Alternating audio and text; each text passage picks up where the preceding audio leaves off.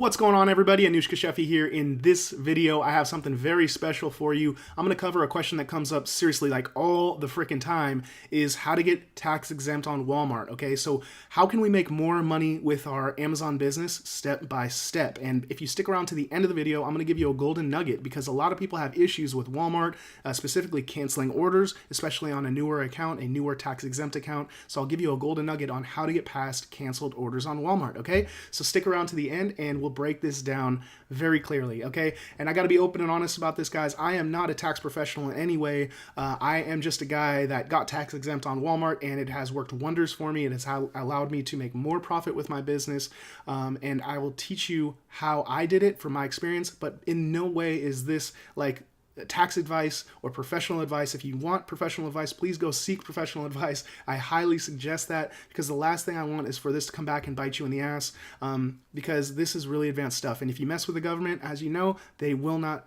they won't play that game. So please understand, this is my personal experience. This is just what I did. And if you want professional advice, please go speak to a professional tax advisor, accountant, somebody that can help you understand all the intricacies of this, okay? Because, like, for example, I'm in California. You might be in South Dakota, or I don't even know where you are, but based on where you are, your specific situation, there are so many variables that will change this, okay? So please speak to a pro. Now, from my experience, what the heck is tax exemption? Why would you want to do it? And how can we get it done step by step? So first of all, tax exemption is a way for businesses to kind of hand down the tax to the customer, because in the US, the final consumer of a product, the person that uses the product, needs to pay the tax on that item, or should pay the tax on that item, okay? So if you go into Walmart right now and you buy a $20 item, they're going to say, okay, 20 plus whatever tax percentage they need to add. And say California, it's nearly 10%.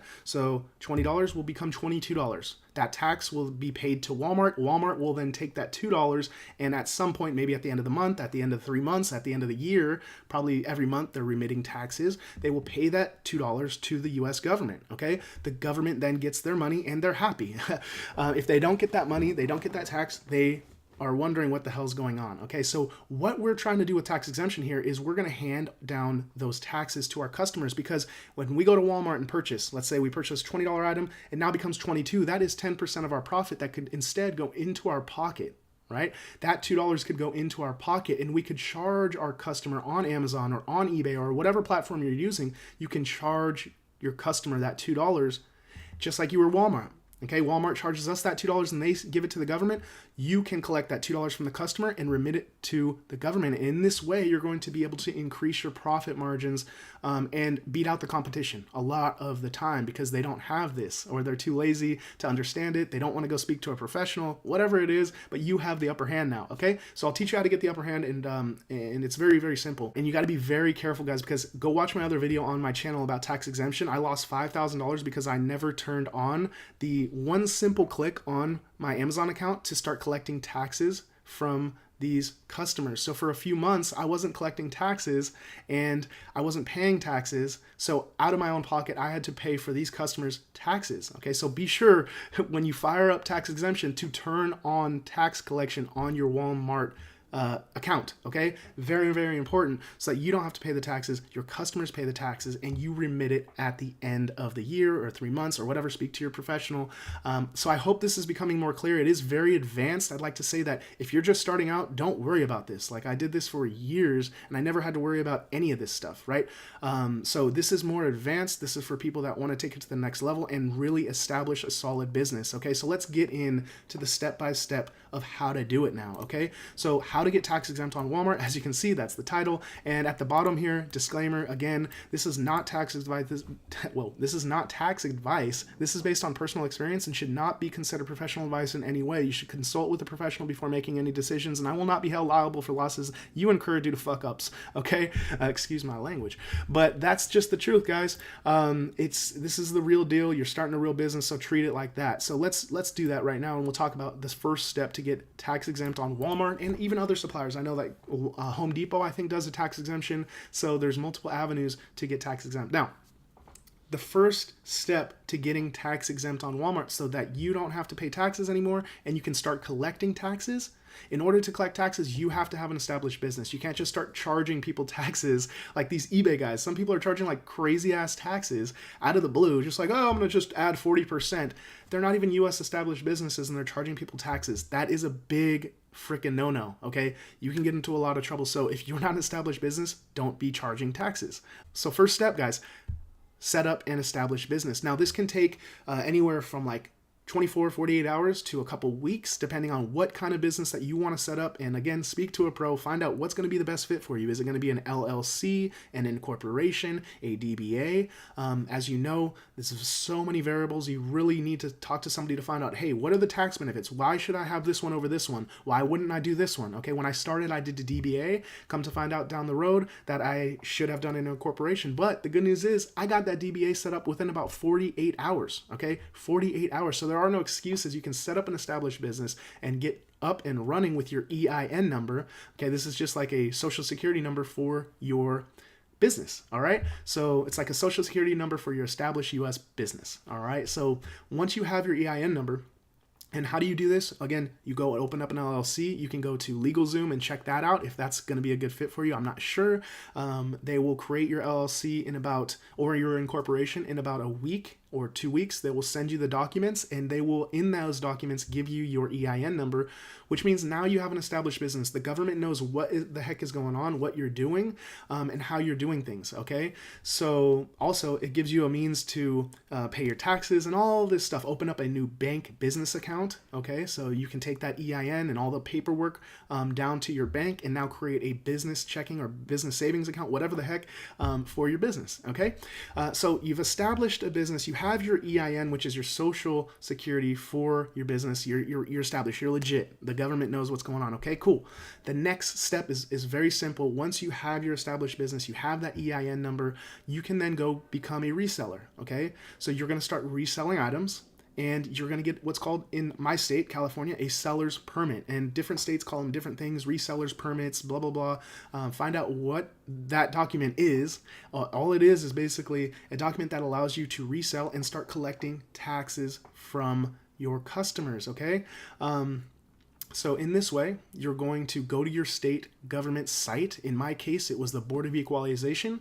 I don't think there's any other states that have the Board of Equalization. California always does some like wonky stuff. So we have our Board of Equalization, but you can go and find your government site, type in like your state and reseller permit, and I'm sure you can find information on how you can get your reseller permit from your state, okay? And once you get your reseller's permit, this literally took me 15 minutes on the Board of Equalization site. They asked me some questions about what I was going to be selling, how much I'm going to be selling, etc., etc. And within about 15 minutes, they gave me the document, and it was all done online. So literally, like the first step, you can get it done in a week and have LegalZoom do it all for you. There's your EIN number. Now you're established. Second step can literally take you up to 15 minutes. Some states, I'm sure, will take you a little bit longer. Maybe they have to mail you the document and it'll take a week. But all in all, we're not talking about a long time frame here to make this happen, okay? So don't make it a big obstacle. Just attack each step by step, all right? So get your EIN. Next step, reseller's permit. Now, a lot of people ask me, hey, do I need to have a reseller's permit for every single state? And the short answer, in my personal experience, is you don't have to have a reseller's permit in every single state. Now, there are some states that will not accept your reseller's permit. So, for example, in my case, California, I submitted my reseller's permit to every single state that on Walmart's website, right? I said, hey, I don't want to pay taxes here. I don't want to pay taxes here. I don't want to pay taxes here. Here's the document to prove that I don't need to pay taxes in these states. And they kicked it back and they said, no, we're not going to approve you in all the states. Why? Because some specific states require you to establish your business in that state. So California is actually one of those states. If you're not in California, you will need to create and establish your business in California, which can be a pain in the dick, okay? So I do have a student or two that have done this, and it is a pain in the dick, but a huge percentage of your sales are going to be coming from California, so it may be in your best interest to establish in California. A lot of sales come from Florida, which is another state that your reseller's permit may not work. Okay, so you will need to establish in Florida, or you may want to. And then other states like New York, there's a document called an ST-120. And all this stuff sounds so crazy, all these acronyms and all this stuff. Just keep it simple, guys. It's very, very simple. But the ST-120 is just a simple document that you take your seller's permit and you literally just copy it in there. You don't have to submit it to the state. You don't have to remit taxes to the state. They just want the document on hand. It literally takes you 10, 15 minutes and you can get approved in New York with the ST-120. Okay, so a little golden nugget there for you guys. So this is the tax exemption system. Do you need your seller's permit in every state? No. In my case, I went back and submitted to, let's say it was about 46 states. I think there was like maybe 45 states that would accept my California's permit. And boom, now when I go place orders in like 45 states on Walmart's site, I do not get charged tax. Okay?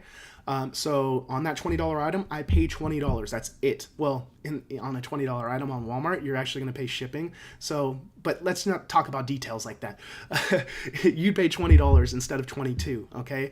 And now you can go on Amazon, you can click a couple buttons and start collecting that tax from your customers.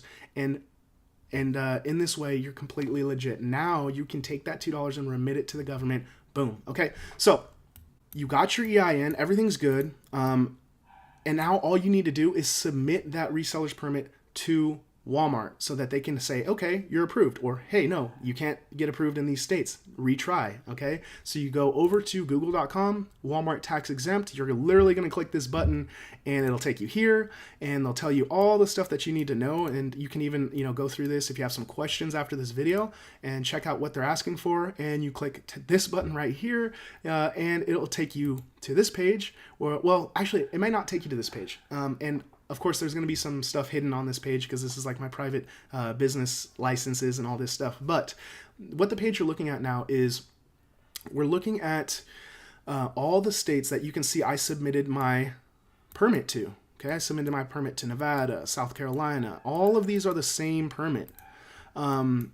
As you can see, they're the same exact number. I just submitted it to multiple states, okay? As I said, I did get kicked back a couple times because I was submitting to states that wouldn't accept my California document. I needed to actually register in their state in order to get approved. But after getting kicked back a couple times, I submitted to the proper states and they approved it. So, Alabama, Missouri, all of these states.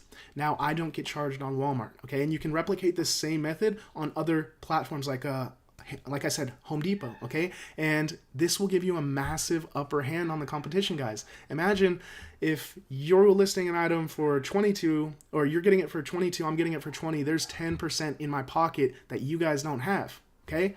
So I'm giving you a nice little golden nugget here that can absolutely help you crush it, as it has helped me crush it on Amazon as well. So the last tip that I have for you guys here, I hope that this was valuable for you guys. I hope that this was clear.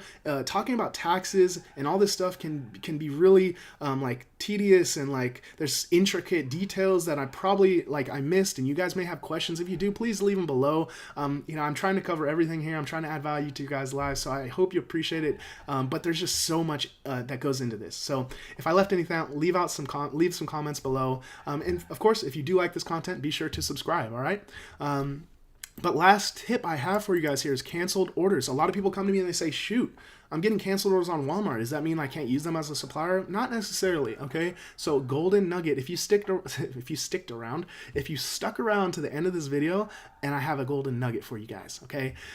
Walmart has canceled our orders too. Okay, we do hundreds of thousands of dollars a month in sales, and what happens when they start canceling orders? It can be troublesome. You're like, we have orders that need to go out, and we have performance metrics that we need to, keep Amazon happy, keep our customers happy. If we don't, it can come back to bite us. So what do we do? Well, guys, little secret tip. Use gift cards, all right? If you go and you place orders on Walmart and they start getting canceled, go buy gift cards. Okay, go buy gift cards. Why? Because gift cards go through. It's so simple. Gift cards will go through. And the coolest part about this little trick, guys, the gift cards will go through. And after a while, you can slowly start shifting over from gift card to credit card, okay? And this may sound like a little bit of a process, but once you have the account kind of established and then Walmart knows, okay, looks like stuff's getting shipped all right. This isn't a problem. The system, I don't know what happens, but the algorithm, their system says, all right, it looks good. Orders start going through just fine. And this is how you can do 200 orders a day, 250 orders a day with no canceled orders, okay? Anyways, guys, I hope this added some value to your lives. I hope that this helps you push to the next level, get some more profits in your business. And if it does, please, I'd love to hear your comments. Like the video below, and subscribe. And I will see you guys on the next video. Have a good day.